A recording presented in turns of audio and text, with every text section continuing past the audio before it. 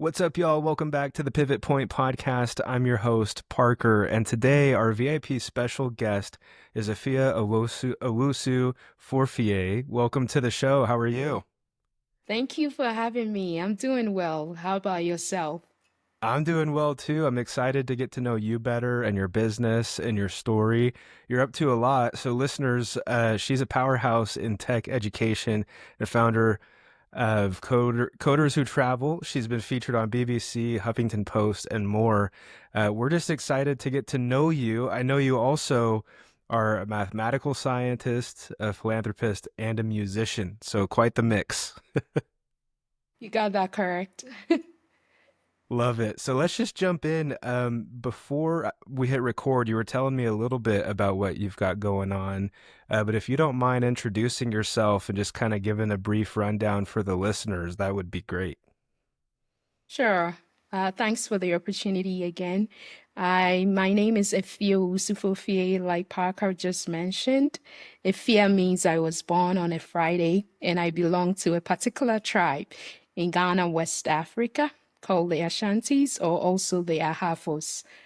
Um, I grew up in Ghana. I did my primary, secondary, and tertiary education up to the undergraduate level in Ghana. Served as a teaching assistant at the Department of Statistics because I had graduated from the Statistics and Computer Science departments with a double majors as a Bachelor of Science holder. And shortly after, I relocated to the United States. When I got here, I went to graduate school, studied a dual Master of Science program at George Mason University. Go Patriots! And I studied statistical science and operations research whilst there. So I've been a quintessential mathematical scientist since the start of 2003 in Ghana, and then also moving to here. Afterwards, after my education, I started an internship at a doctor's office, a group of orthopedic surgeons, on a pro bono internship where I helped them with research on a drug they were applying called gentamicin. From there, I moved on to Progressive Insurance as an intern in their research and development department for their commercial lines unit. Afterwards, I moved to a think tank called Mathematical Policy Research, serving as a senior programmer analyst too, supporting some reports congressionally mandated for the National Science Foundation primarily. Then I moved to Deloitte Consulting, first in the advisory unit from 2016 to 2018, and would return from 2021 to 2023, first as a consultant in data analytics world, and second as a strategy and analytics senior consultant. Uh, Most recently, I serve as a lead scientist at Booz Allen Hamilton, focusing on data science and supplying a group most recently with demand forecasting needs. Uh, that is the breadth of my mathematical science work, but I've got to check in with you if I can still continue to talk about the music and also the philanthropy. Yeah, absolutely. We would love to hear about that. Okay, thank you. So, with the philanthropy around June 2014, I walked into a group of women teaching each other how to learn programming and immediately wished I had something similar whilst growing up in Ghana. And that journey will take me to Ghana in November 2015 through December 2015 to Trailblaze maiden events, seven of them, a Wow. hackathon, networking night, a seminar at the Department of Computer Science where I graduated, and a group of women came along that journey. And I launched the first West African network or branch for women who code, which is a global organization that ran from, I believe, 2013 to 2024 when it folded up. So I was the founding volunteer director for the Accra chapter And through that network, I've given back my time, my financial resources to support women. Initially, I thought I was just focusing on women, but the women started bringing the men who were supporting them in their lives, who equally needed my skill set. And all of that conversation, the lessons learned, the triumphs, the challenges of operating a network in a developing country when your colleagues are operating theirs from advanced countries like Vancouver, Berlin, San Francisco, London was a whole difference kind of mindset that I needed for my network. And so I received wise counsel from an attorney, and he basically said, I think you can start an organization so you can help more the people you want to help and have the structures in place to be able to raise the financial resources to support them better. And so I took that counsel to heart.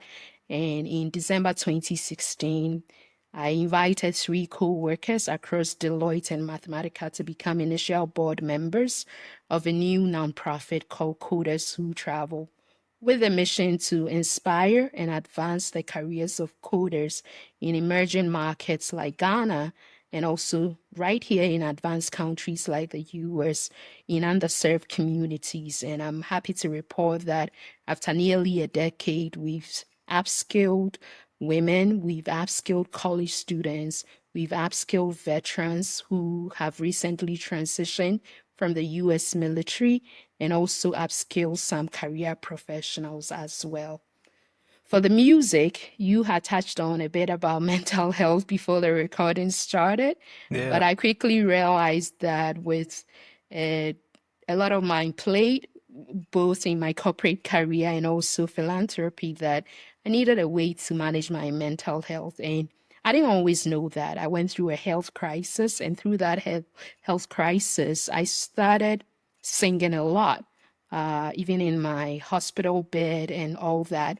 And through that engaging of worship, because I am a Christian, I started getting in my heart new melodies that were brand new. And that just blew my mind because it became the biggest surprise of my life that I was that much of a musician. I always loved music from childhood, but I never imagined that I will make my own songs, right? And so, with the help of God, the divine, I was able to create more than 34 songs and counting to this date. I've Dang. featured 24 of them on two music albums. One is in English called The Anointing Breaks the yoke being mental health. And the second has Ngosranu Bubu in Konya, which is the same, it has the same meaning as the anointing breaks the yoke in my Ghanaian language.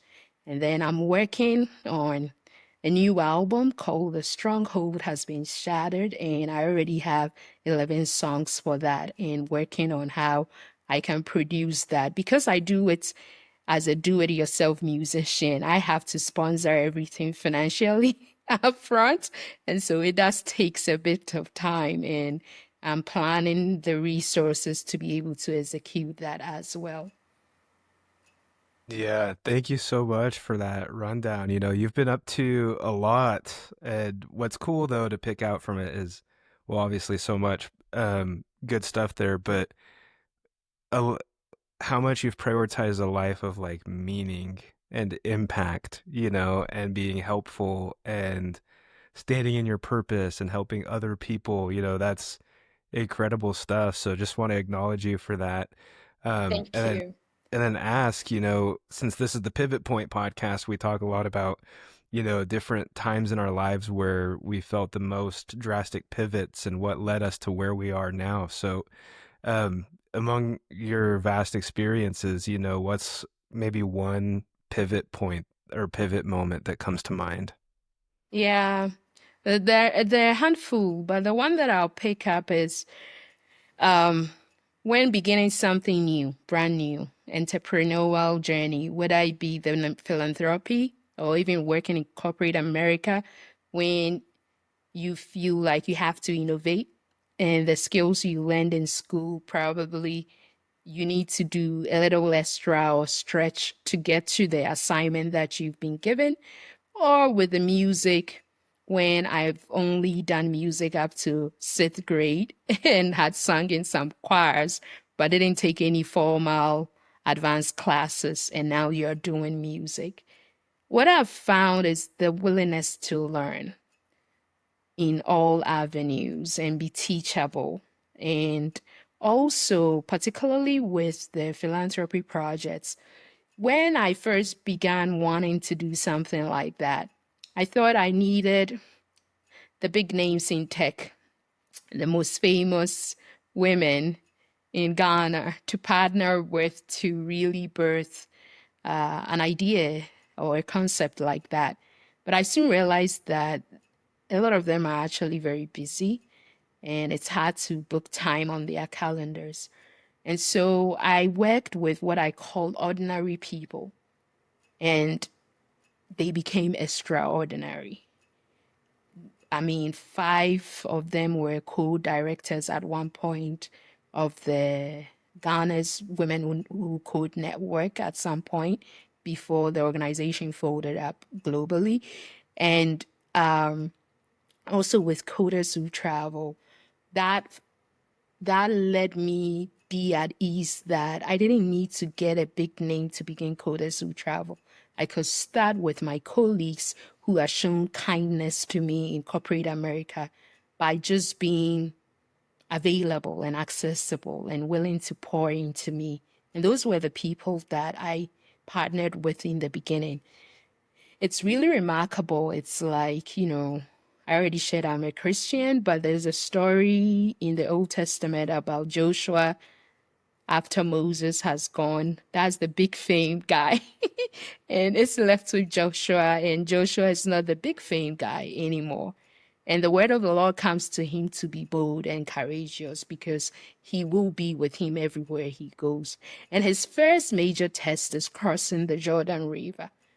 And remarkably, Moses had crossed the Red Sea by raising his staff, but Joshua had to step in the river first.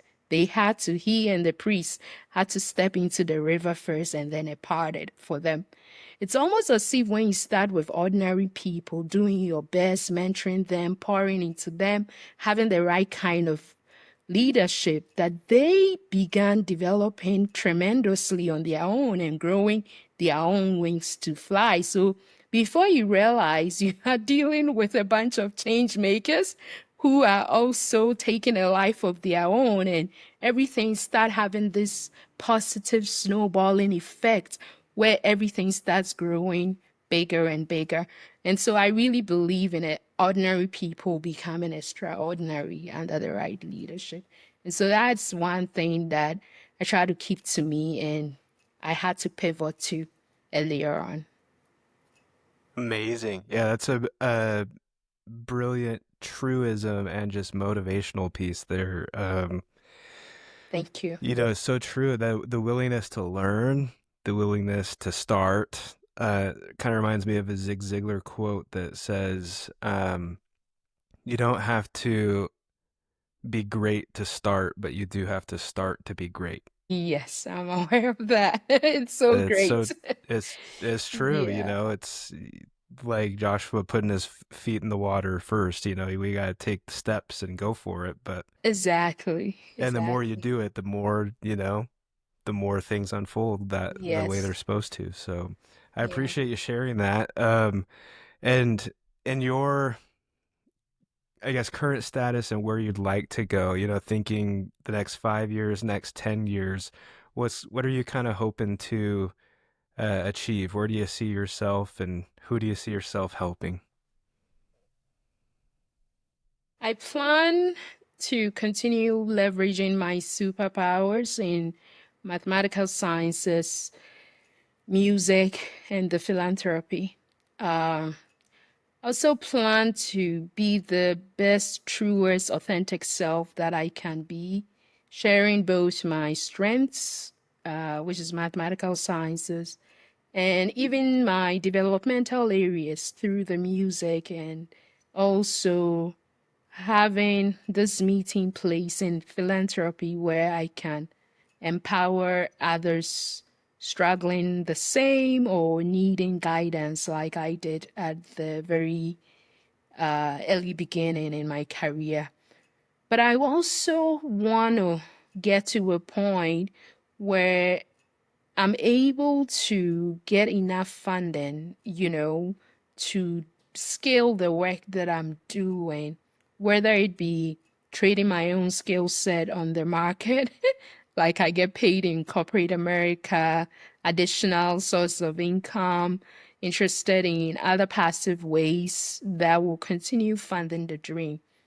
Now, a lot of nonprofits rely on grants, and it's not something that we haven't looked at as an organization. In fact, in 2020, there was a National Institute of Health grant about data science innovation for Africa. And I saw it, and my heart was like, this is the grant for me.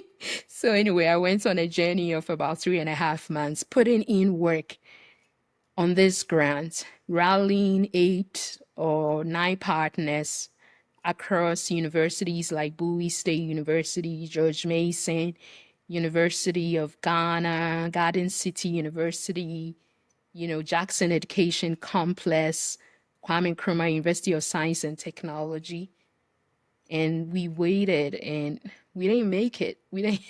And I thought to myself, I just said to myself, that was 3.5 months of daily touching this project. And the final answer is just a no.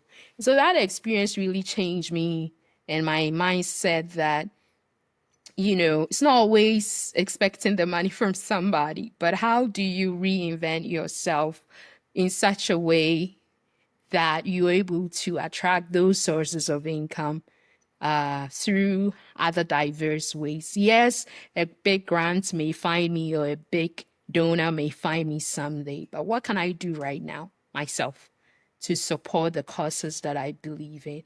And so our Coders Who Travel and even Women Who Code Accra, the project that preceded Coders Who Travel, I write a majority of the funding in checks, and I'm fine doing that because I've realized that it makes me stay true to the vision. Because sometimes when you get some dollars outside, it's very clear what you have to use the money for, and you have to be careful how it aligns with the truest calling of the vision as purposed in your heart. And so I hope that my influence grows in the next 5, 10 years enough to attract more funding for good courses that stay very true to the mission and the calling and purpose that I feel God has for me for these organizations. Amazing. Yeah, admirable, to stay true to the original vision, and the original purpose of it. And I would, I'm glad you mentioned influence too, because I think that's a good play is to share your story more too. I think people will hear it and be inspired, and you never know what, you know, who's listening to this podcast, or if you go do a bunch of podcasts, Hmm. you never know like who's gonna hear and who's gonna help and who's gonna be there, and there's some real power in sharing our stories too. Thank you for that encouragement.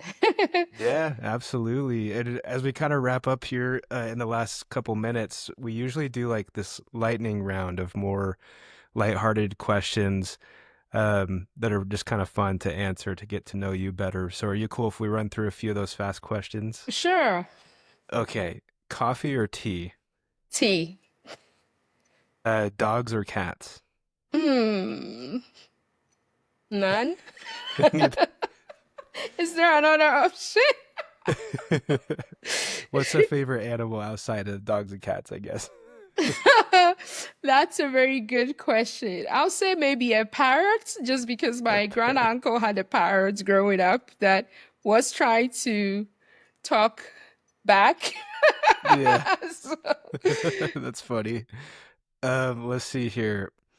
Favorite movie or TV show? hmm, favorite movie. Oh, I forget the name, but I just forget the name, but I'll settle with recent TV series has been The Chosen. Mm, I watched the early episodes and just loved it. yeah, they've done amazing things. Um, I like their Christmas stuff too. Those are always really fun.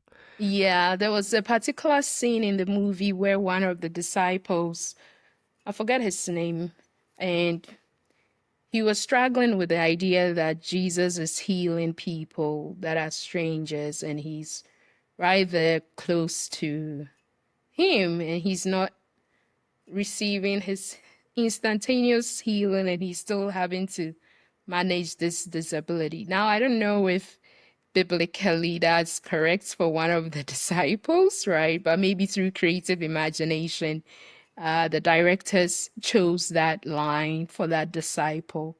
But I thought it was great. I could relate to it because, like, of the health crisis that I mentioned earlier, that I've been through it and I constantly have to manage.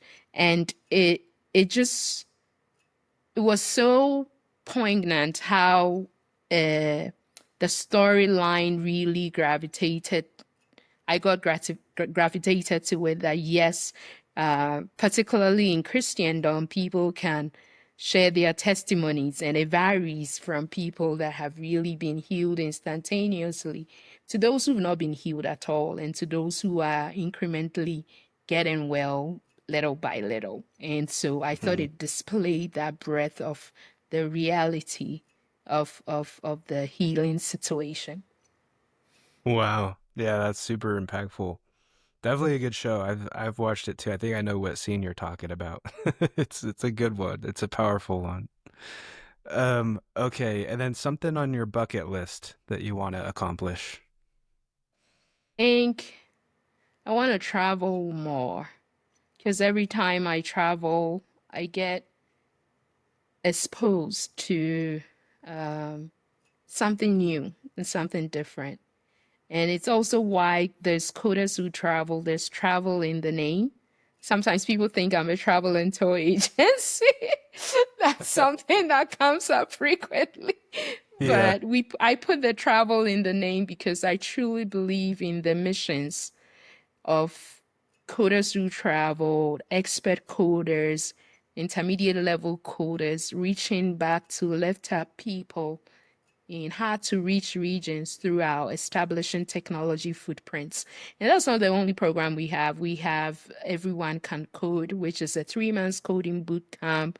We have Excel in Your Career, which is a 6 weeks career coaching program and weekend events through the establishing technology footprints. So I want to travel more and reach those people. I love working from home, okay? Also, I like to enjoy that setting virtually. But at some point, we all have to sacrifice if it's for the benefit of someone who can become a star if they be able to get to them. So I want to travel more. I remember the first time, well, I've actually been only to Dubai only once, but I plan to go back. And I sat in a driverless train and nobody told me about it, but I just remembered earlier in the day, I sat in the very front and I sat in the very back and I didn't see any conductor. Then it hit me while attending this conference called Global Manufacturing and Industrialization Summit. And I was like, I just sat in a driverless train. Oh my God. I will So say that those is funny. things, it's those things that, catch your attention when you travel. So I want to travel more, meet more people, hear people's stories, and bring it to the forefront of those who are able to make a difference in their lives. Yeah, that's awesome. And on that note too, Dubai is actually on my bucket list. That's like one of the places I would really love to travel to. Do it. Do it. Well, this has been awesome, Fia. Before we wrap up, is I want to make sure our listeners know where to go to find you. So, what links or what places should we send them to? Yeah, so send them to Owusu-Forfie.com, which is really my name. Um, and there's a YouTube channel. For the music is still my name, Afia Owusu-Forfie. I have a channel. And Coders Who Travel has a channel on YouTube called Coders Who Give.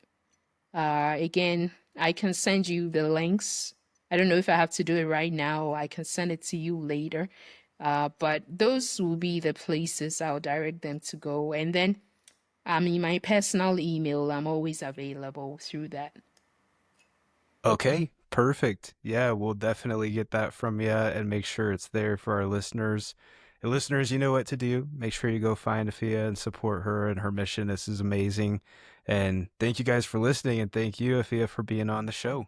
You're welcome, Parker. Great work that you're doing to avail this opportunity for really free. And that's great. Great. Good job.